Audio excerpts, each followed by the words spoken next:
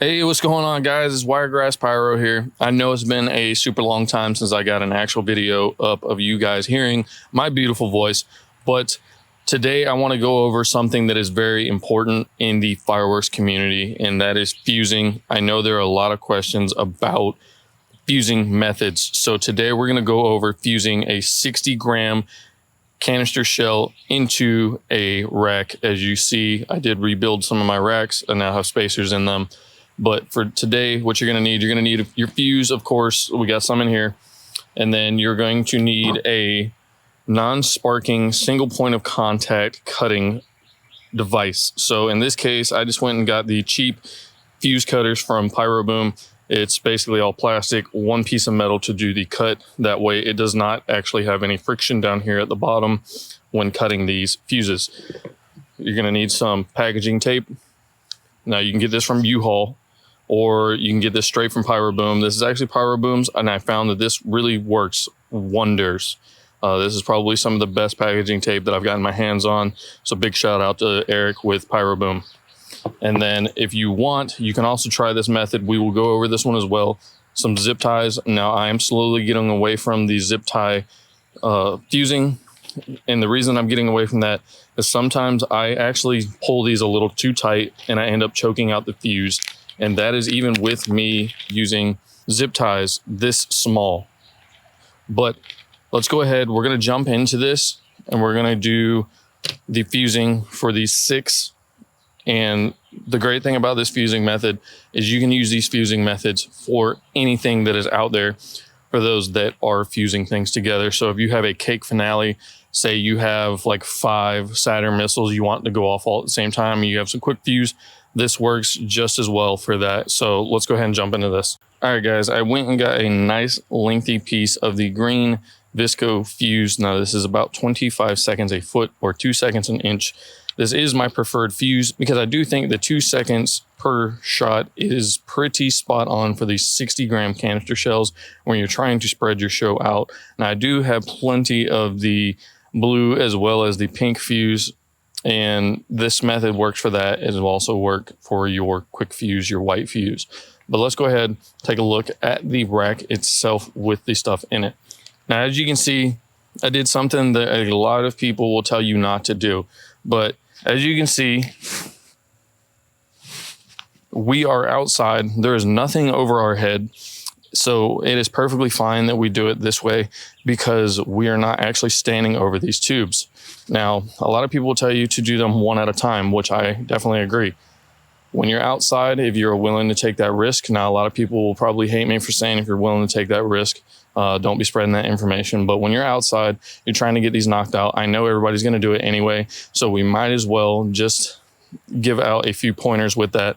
That being, never do it with anything over your head, and never do this inside. Always do this outside when you have clear skies and clear overhead. That way this does not actually go off and hit whatever it is above you and then basically detonate at your feet. So if you're going to do this outside with no overhead. All right, so our first step with this actual tape, you're going to want to go through and get some of this tape off. And believe it or not, I'll pull off about 2 to 3 inches of this tape, tear it, and then I will cut it straight down the middle in half.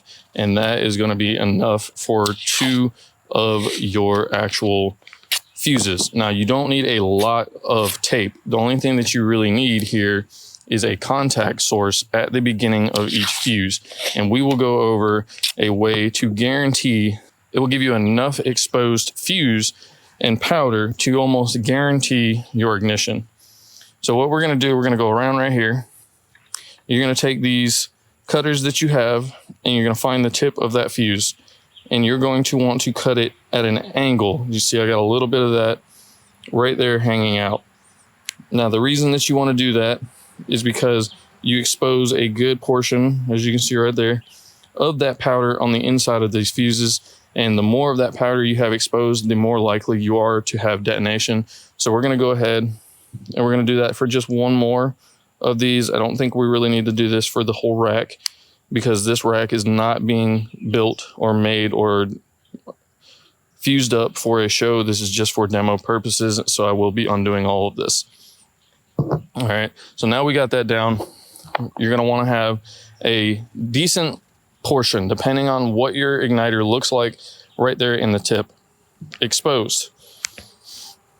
So with that said, what you'll wanna do is make that angle cut face inwards. And mind you, our fuse is gonna be lit down here at this end. So the fire is going to push from right to left towards the actual shells. Just take your piece of fuse, slap it on there, get it side by side. And what I usually do is do a back fold and then do a forward fold. And while you're doing this, make sure you can try and keep as much of this fuse tilted inward as possible, like so, just like kind of how I had it right there. And just go ahead and finish that wrap. Now this wrap doesn't have to be overly tight. It doesn't have to be loose. The biggest thing that you want to do is make sure that those fuses are touching underneath that tape, and then that will work for you. Now, the way that I did this one was just a sheer way of fusing it. This next one, like I said, I went ahead and cut that one already. But what we will do is we will actually go ahead and tape this one how I actually do it. Now, the way that I do it is I will have this nice and tight, so it'll look something along the lines of this. It'll be pulled all the way over, pull that way, get this down here, and we will wrap that tape. Now, I know what you're saying. My cut is all the way up here. Now, mind you, earlier when I did this one right here on the right, I did that just for demonstration purposes. What I would actually do in my real fusing methods is I will come down here and I will actually cut these fuses off about right there. And that gives me that little bit of fuse, which is where that little baggie that I had right here comes from. These are all fuses that I got from cutting that off, which are perfect for leader fuses, as well as perfect for any of your cake fuses for putting your clip-on igniters if you do use those. So let's go ahead, do one more, and then we're going to jump over to these zip ties. All right, so we went ahead and we got that last one fused in there. Now, mind you, this is solely demonstration purposes. This is just showing you the method that I use to actually get these fused together. This looks way prettier when I do it for an actual show. But next, we're going to jump into these final three. We're going to show you some zip ties and how to actually fuse these. Now, these are a method that, like I said, I previously used in the past. I got away from them. I didn't really enjoy it as much because I constantly had fuses that were getting choked out. So the fastest way to actually do these, because this is plastic, so it's non-sparking, is just go ahead, get you a couple pulls in there on these zip ties themselves, and let them just kind of rest along your fuse, just like so. And we'll go ahead and secure that fuse down there. We'll get a couple more of these on here. All right. So I went ahead, got some of these put on there already, and that's basically just so it makes it a little bit easier for you. And then we'll basically just do the same thing we did before. And this is just such an easy method that a lot of people kind of go towards this, because all you got to do is just kind of cinch it down a little bit and you're basically done. Now, I would suggest using more than one zip tie itself, because as you see, we got a lot of that fuse right there floating around, and there's only one really small right there under the fuse piece that is actually contacting your main fuse. So what I would do would take about an inch or a half inch even spacing, put another zip tie on there. That way you have a lot more fuse contact, and then just basically just do the same thing that we did over here with these first ones. Snip it right here towards the end and give you a little angle cut on that fuse. So we'll go through, check these out, get those zip tied on there as well, kind of just to get those secured a little bit, get that pulled up. All right, now we got all of them zip tied. So if you want to, you can go ahead and you can clean this up and just basically go through and just snip these zip ties off.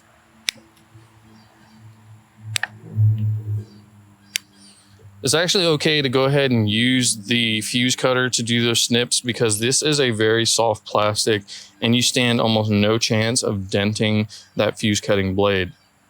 All right, so with all of that done, we kind of got all this fused up. Now we're going to use our imagination and say that I went through and I actually clipped these fuses off right here to make them the length and not have any overage.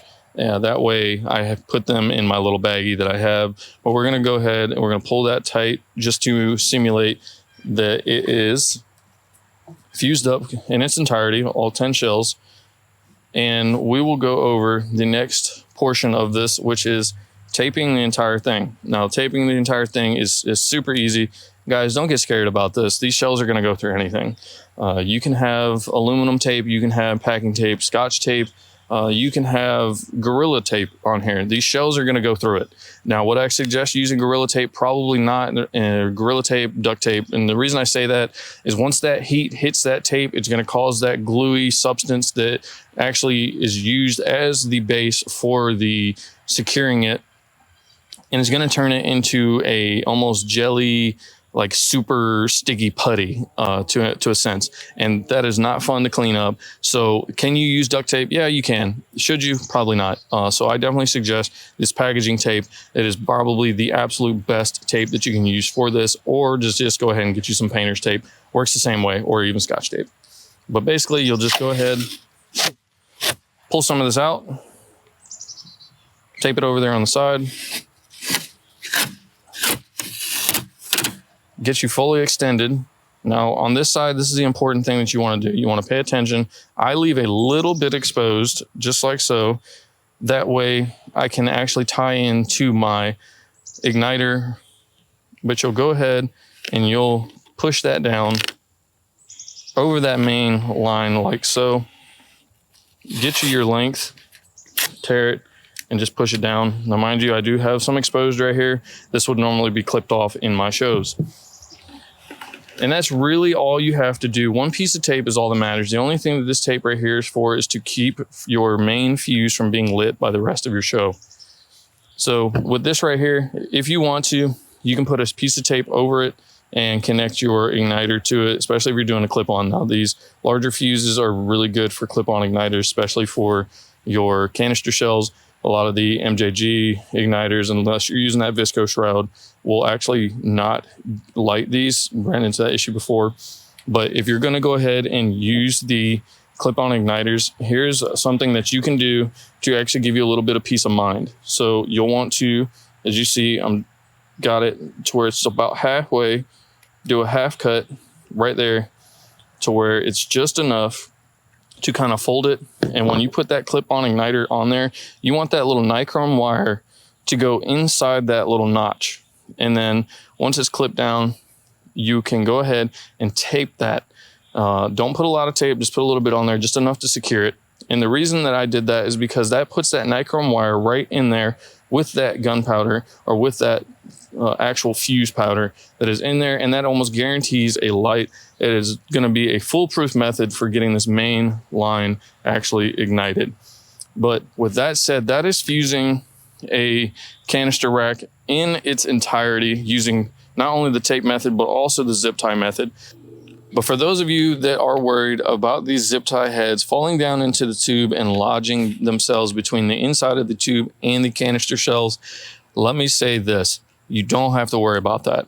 These are coming out with enough force that they are going to send that zip tie heading flying. It's not even probably going to be in the tube anymore if it does fall down in the inside. You don't have to worry about that. Me and myself, with a bunch of other admins and moderators and page owners and group owners, we have talked about this quite often. I definitely wanted to bring this up. Don't think that zip tie heading is going to block these shells. It's going to send that zip tie piece flying if it does lodge itself way down in there. It is not going to stop these shells from coming out.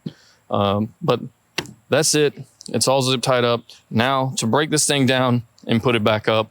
But make sure you guys are liking and subscribing. Appreciate you guys for hanging out, staying with me for so long in between videos. Until next time, make sure you're practicing safe fireworks and have a blast.